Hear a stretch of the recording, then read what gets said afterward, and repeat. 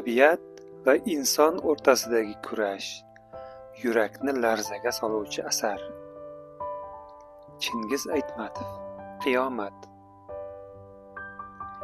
Akbara bilan Toshchaynar rosa bir yil Aldash bo'yidagi qamishzorlarda yashadilar.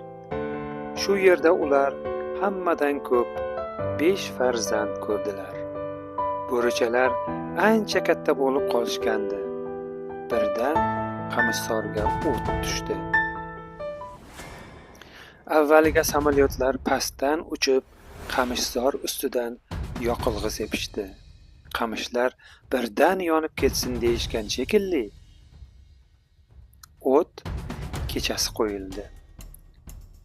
Yonilg'i sepilgan qamish birdan guv etib alanga oldi.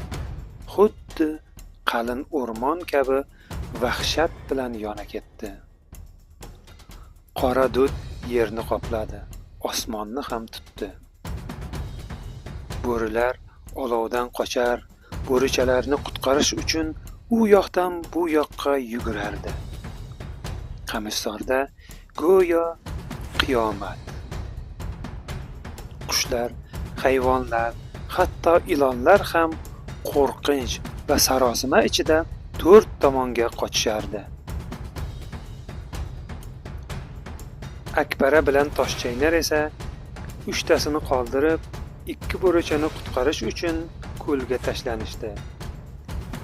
Ammo nariq qirg'oqqa chiqqach, bo'richalar suvda bo'kib o'lgani ma'lum bo'ldi. Asarning davomida inson va tabiat o'rtasidagi murakkab munosabatlar, mehr va fojia yanada chuqur ochiladi.